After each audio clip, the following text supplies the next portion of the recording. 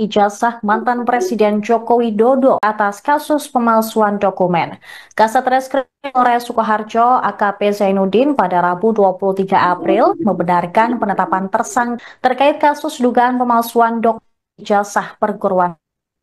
Dia dijerat dengan pasal 263 ayat 2 KUHP tentang penggunaan surat palsu dengan hukuman maksimal 6 tahun. Terkait kasus tersebut akan dilaporkan secara lengkap oleh jurnalis Tribun Solo.com Anang Ma'ruf.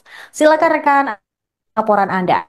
Sangat di publik yang saat ini telah ditetapkan sebagai tersangka oleh pihak kepolisian Sukoharjo dengan kasus pemalsuan dokumen ijazah miliknya.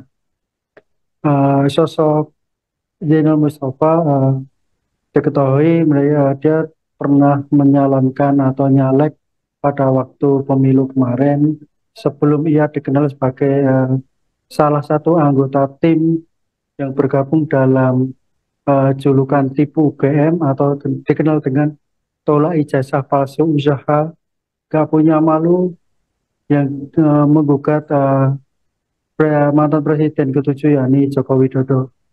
Amin satu persidangan di Pengadilan Negeri Surakarta besok ternyata Zainal Mustafa ini ditetapkan tersangka oleh pihak kepolisian Sukoharjo. Namun perlu diketahui Zainal Mustafa ini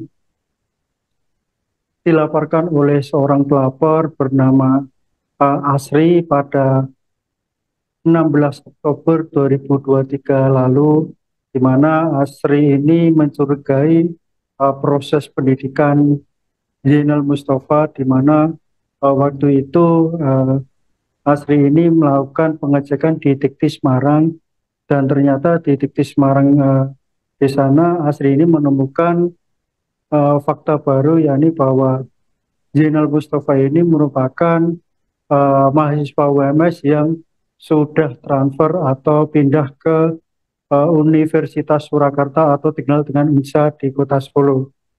Namun setelah dicek di Universitas Muhammadiyah Surakarta, NIM yang digunakan oleh Zainal Mustafa ini milik mahasiswa yang saat itu sudah dikeluarkan atau drop out oleh pihak kampus Universitas Muhammadiyah Surakarta.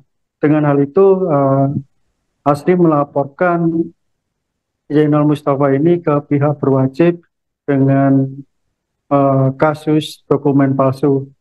Dan 2 tahun kemudian, atau tepatnya pada tahun 2025 ini, akhirnya pihak kepolisian dengan penyidikan dan bukti-bukti yang akurat menetapkan Zainal Mustafa ini sebagai tersangka dengan kasus pemalsuan dokumen dengan pasal 263 ayat 1 dengan hukuman penjara maksimal 6 tahun. Demikian rekan. Baik, rekan Anang, apa saja hal-hal atau poin-poin yang dicurigai oleh pelapor terkait dengan dugaan tersangka ini menggunakan ijazah palsu atau pemalsuan dokumen? Oke. Waktu itu Asri ini menemukan NIM milik Anton Wijanarko yang saat itu mahasiswa UNS dengan NIM C1199 di Fakultas Hukum UMS.